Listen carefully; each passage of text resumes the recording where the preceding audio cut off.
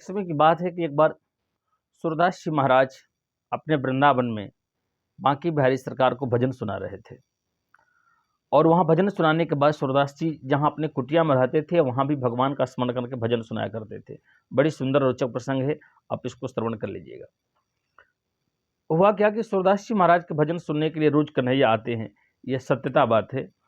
एक दिन क्या हुआ कि भगवान स्वयं अकेले आते थे, लेकिन एक दिन भगवान जैसे सूरदास जी के भजन सुनने के लिए आए तब तक किशोरी जी को पता चल गया। तो राधा माँ ने कहा कि कहाँ जाते हो कन्हैया? तो भगवान नारायण ने कहा कि मैं तो जा रहा हूँ भजन सुनने के लिए। तो किशोरी जी ने कहा कि मैं भी जाऊँगी, और किशोरी मैया भी कन्हैया के साथ में भजन करने के लिए सुनने के लिए सूरदास जी के पास चली आई। जैसे दोनों लोग उनकी कुटिया में प्रवेश किए तो सूरदास जी जो भजन गा रहे थे तो उनको अनुभव हुआ कि आज मेरे दरबार में कोई दिव्य महान शक्ति आ गई है। परंतु सूरदास जी भजन गा रहे थे, लेकिन आज उनका भजन गाने में मन नहीं लग रहा था। तो सूरदास जी वहां से तुरंत उठकर चल पड़े।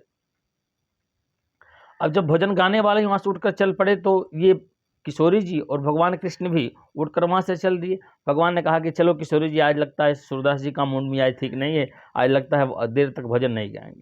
किशोरी जी ने कहा कि अंधे हैं सूरदास और रात्रि का समय है, ये कैसे आगे जाएंगे?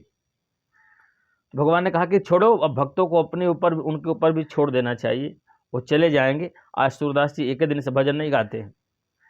अब किशोरी जी को दया आ गई, माँ है और माँ को दया होता है। सूरदास जी महाराज जैसे बोले कि नहीं, कुछ दूर तो इनके साथ हम लोगों को चलना चाहिए, कुछ दूर तक चलना चाहिए। अभी कुछ ही दूर लोग पहुंचे थे, सामने एक गड्ढा था। अब सूरदास जी तो अंधे, उनको दिखाई तो दे नहीं रहा था। अब सूरदास जी किशोरी जी करी, कन्हैया बचाओ बचाओ। अभी ये लोग भगवान करे कि नहीं, छोड़ दो। अभी दोनों लोग वार्तालाप ही करते, तब तक सूरदास जी गड्ढे में गिर गए। किशोरी जी ने भगवान की ओर देखा, कहा करे कैसे आप हो, आपके भक्त गड्ढा में गिरा हुआ, आप नहीं बचा रहे हो, मामा होती है। किशोरी जी ने बड़ी भगवान को समझाया। तो भगवान कृष्ण ने कहा कि इसलिए तो मैं आपको साथ लेकर नहीं आता था कि आप हमेशा इधर उधर बात फंसा देती हो। अब भगवान के कहने, किशोरी जी के कहने पर भगवान कन्हैया गए और अपना दुपट्टा ऐसे खोले जो कमरधनी में बांधे हुए थे, और उसको ऐसे नीचे कुएं में जहाँ सूरदास जी गिरे थे ऐसे नीचे रखे। सूरदास जी, सूरदास ने कहा हाँ भैया कौन? तो मैं पासन के गांव का ग्वाला, इसको पकड़ो, मैं आपको बाहर खींच देता हूं। भगवान ने जैसे दुपट्टा लटकाया और दुपट्टा सूरदास जी के पास पहुंचा तो उसमें दुपट्टे में वो सुगंध था जो बांकी बिहारी के मंदिर में ठाकुर जी को चढ़ता था। उस सुगंध का अनुभव हुआ। सूरदास जी समझ गए कि ये जो है स्प्रे, जो इत्र है, ये तो बांकी बिहारी जी को चढ़ता है और ये दुपट्टे से आ रहा है। तो सूरदास जान गए कि हो ना हो तो लगता है कि मेरा कन्हैया ही आ गया। दुपट्टे पकड़कर सूरदास जी बाहर आए। अब सूरदास जी तो समझ ही गए थे। बाहर आने के बाद सूरदास जी ने ऐसा नाटक किया मानो कि उनको कहीं ठोकर लग गया हो, ऐसी भूमि पर मतलब बेहोशी का हाल जैसा गिरे। भगवान तो वहाँ से भाग के आगे हो गए, लेकिन राधा मैया सामने खड़ी थी, वो नहीं भाग पाई और सूरदास जी उनके चरणों पर गिर पड़े। राधा मैया भी अपने चरण हटाई, लेकिन सूरदास जी महाराज ने क्या किया, समझ तो गए थे। राधा जी के, किशोरी जी के चरण में एक उन्होंने अंगूठी पहना था, पैरों में नूपुर, वो नूपुर को निकाल लिया।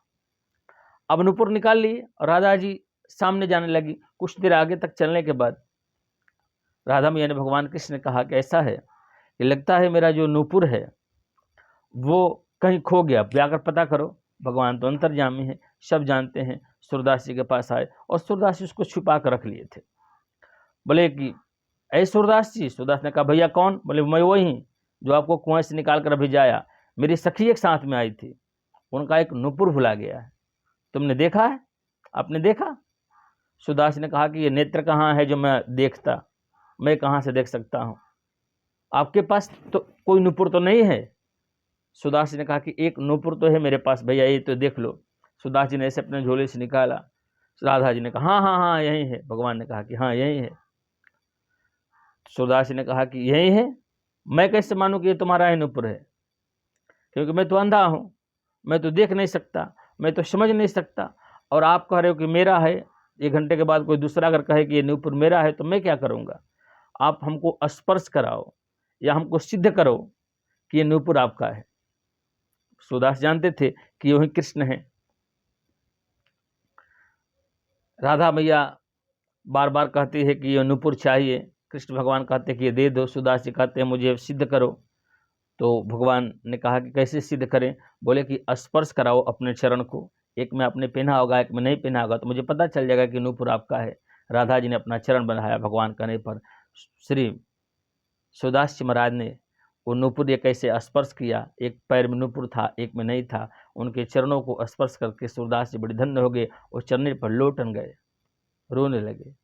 भगवान मेरे तुम ही आराध्य हो, हे कन्हैया, हे किशोरी जी, आप मुझ पर कृपा करो, तब मैं आपका पैर छोड़ूंगा, नहीं तो आपका पैर नहीं छोड़ूंगा। भगवान जाना चाह रहे हैं, सूरदास जी पैर नहीं छोड़ रहे हैं। समस्या या बड़ी गई।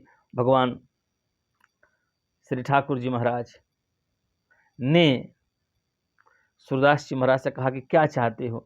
सूरदास ने कहा कि मैं चाहता हूं कि एक बार आप लोगों का स्वरूप का दर्शन कर लूं।